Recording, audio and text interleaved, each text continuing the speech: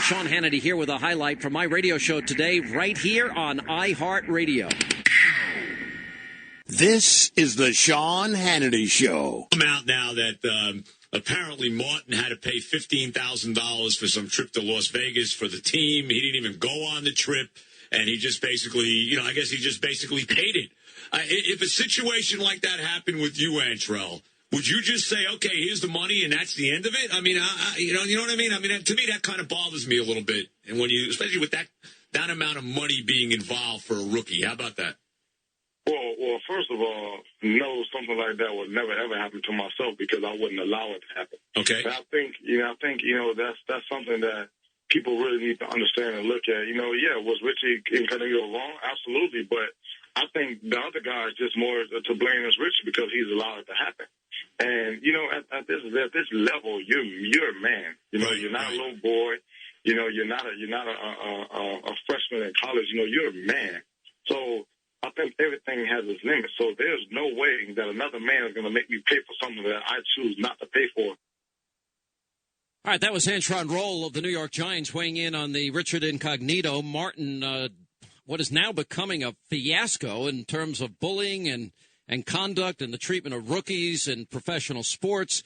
And here to go through this, Dan Venezia, former professional baseball player for the Minnesota Twins organization. Our good friend Rick Barry is back, former NBA Hall of Famer, one of 50 of the greatest players ever in NBA history. And I remember seeing him in the old ABA at the Long Island Garden when I was growing up as a kid. And I loved watching him then and watched his whole career. Guys, welcome back. Thank you, Sean. Thanks, Sean. Rick, let me start with you. I mean, look, I would understand hazing that goes through a rookie, professional sports. I know what happens with my friends that are on the fire department, police department. They don't talk about it a lot. But the rookies, they end up doing all the cleaning of the fire trucks and all the extra legwork. And it's when they get to be the veterans and they tell everyone else what to do. It's kind of the way the system works. Yeah, well, I have a real problem because, hazing can be something that is not detrimental, but it also can be something that is demeaning. And I think anytime you get to the point where it becomes demeaning and you're doing things of that nature, that you've crossed the line and it gets into the point of basically bullying. I think there's a mentality in professional football that I just heard so many different people. You just heard it right there. I'm not going to let that happen to me. You're a man. This macho stuff that goes on over there, why does it have to be that you have to be macho? You got to be willing to fight. You got to do that to be a football player. Don't you just want to evaluate a guy based upon his performance if he can help your team win? It's as if you have to fit into this mold. And if you don't fit into that mold, you are an outsider. And they're trying to force guys to fit into this mold. Well, some guys are a little bit more sensitive. Obviously, Martin is a lot more sensitive than that. He had to check himself in because he's having issues and problems with the way that he's been treated. And these guys should thank themselves in Incognito that it wasn't to the point where, thankfully, Martin didn't go out and maybe kill himself. I mean, we've heard stories of things like that happening to kids who are being bullied, even in the high school level and even before that. So I have a real problem with this type of stuff. I have no problem with cleaning the fire engines when you're there. When we had rookies, you have to carry bags, do some other little stuff. But that's okay. That's not getting to the point. I agree with you. And impact. And Rick, what really bothered me was the racial slur aspect of it. That's horrible. I mean, the fact. If you're going to try to help somebody out, and you're supposed to be these dear friends that we're hearing the quarterback Tannehill and everybody talking about that these guys are really buddy-buddy. If you're buddy-buddy with somebody, you're not going to go ahead and use racial slurs and be cursing at them and threaten to kill them and all this other nonsense that's going on. That's totally inexcusable. Well, and the point that I take out of all of this, too, but I think Antrell does make a point, though. I mean, if I'm a rookie on a team, and they're making the least amount of money in the NFL.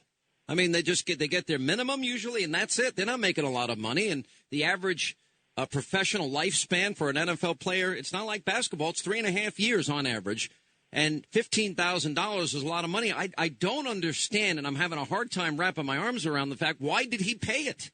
And why didn't he tell him to go pound sand? I don't get that part. Well, maybe, again, because of the fact that, that's you. You don't see how it can happen.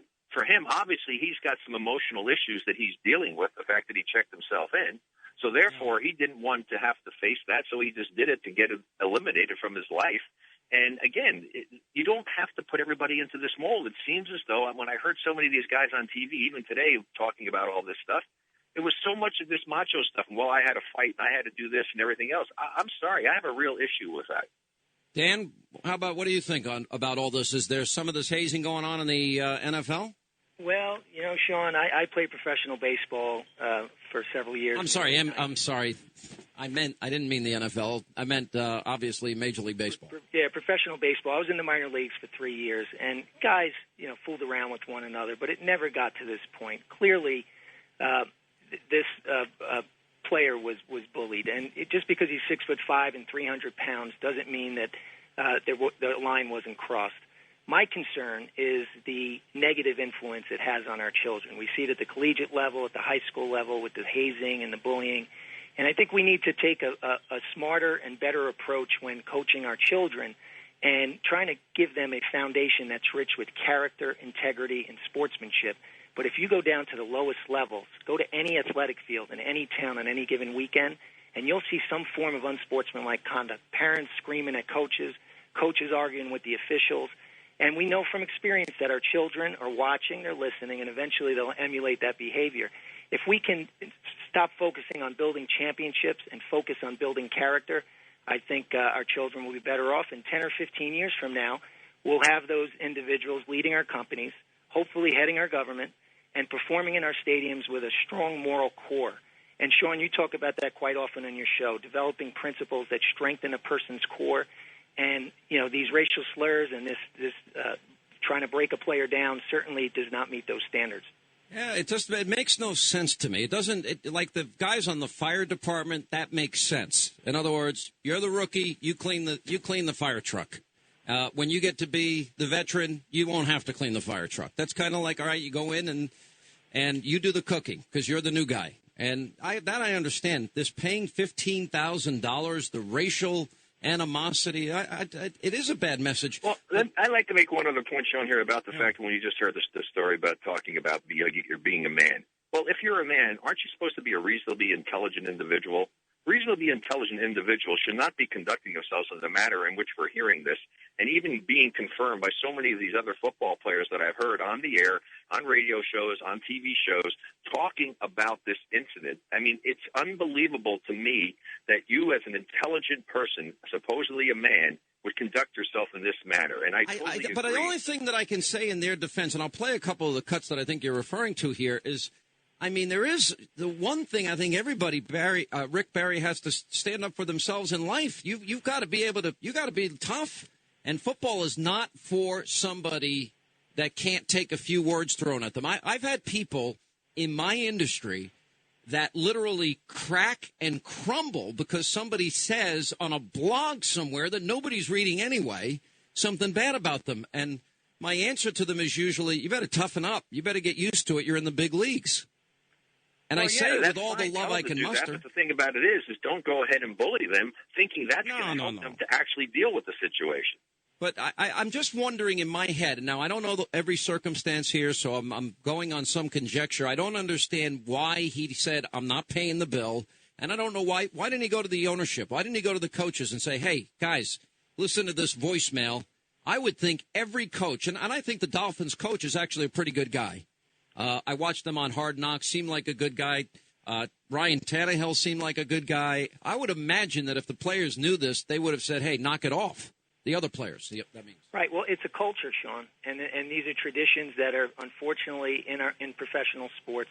But this crossed the line, and the good news from all of this is that we're having this conversation, and hopefully Roger Goodell and David Stern and Bud Selig could take a look at this to ensure that this type of behavior doesn't happen again. Because again, it's the children that are affected, and if we teach children how to be respectful, how to be inclusive, compassionate, how to be humble after a win, keep their composure after a loss. And as you mentioned before, we need to toughen the children up, and so that they learn how to deal with adversity. We want to teach them resiliency, the ability to bounce back from failure at a young age, so this way they could not be put through this type of verbal or physical abuse. And look, I go to tournaments almost on a weekly basis, and I've seen everything in terms of crazy parents, crazy kids, And I look at it as an opportunity to teach my own kids how they need to behave. And they're not perfect either all the time, but, for them, they're not nuts. I'm sitting there next to a guy one time. My 11-year-old daughter's playing a tennis match, and just she's playing much better tennis. She's winning. It's like 0-1, and the father's saying she's cheating, and like saying it loud enough to try and provoke me into a fight. Right. And meanwhile, there was a line judge right there the whole time, and I turned to. I'm like, I'm not going to get involved in this. That's a whole new conversation we can have when you start talking about parents and the impact that they have on things. It's appalling the way that they conduct themselves. And the reason is, I think, because of the fact that all this money that's being paid, they see their child as the next great athlete that's going to make multi-millions of dollars, and they just absolutely lose it. They lose it totally. It's embarrassing, some of the things that you see. I'm watching my sons and my youngest one going through that. It's really appalling. And it's the win-at-all-cost mentality. And they think that the way to create a winner is by handing out a trophy or winning a season, and that's not how you do it. Instead of filling a player's trophy case with awards, let's fill their young minds with principles that strengthen their core and teach these children how to behave on the sports field, because we know there's a carryover effect, Sean, in the workplace, in the classroom, in their relationships, Absolutely. And eventually in their communities. The best part about sports, it's appealing. Today I did a documentary that I hosted in the 60s. Said winning isn't everything, and my oh my, the principles that we were trying to get across to people then actually are so true today, even more so because it's gotten worse. By the way, isn't one of the reasons you guys love sport and I love sports for my kids is that you don't win all the time. You learn how to win, you learn how to lose. You learn how to play fair. You learn that the harder you work, the better the rewards. I mean, there's so many life lessons in sports. That's why I like it so much.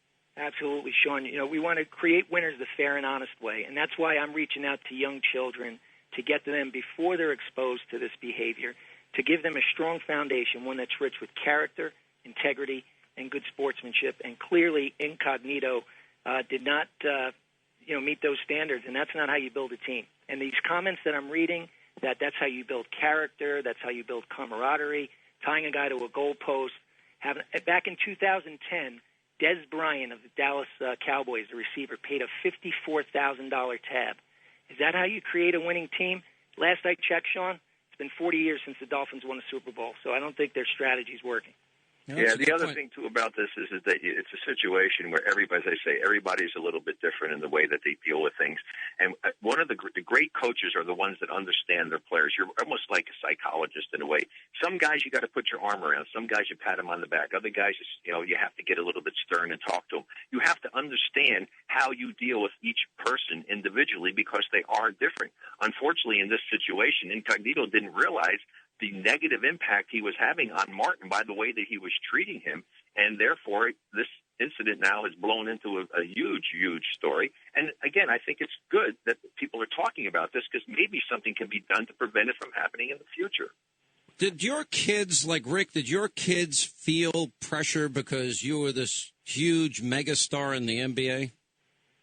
Well, first of all, I don't believe pressure exists unless you allow it to exist. If you have confidence in your abilities, you live for situations that are critical, and critical situations can become pressure when you lack confidence.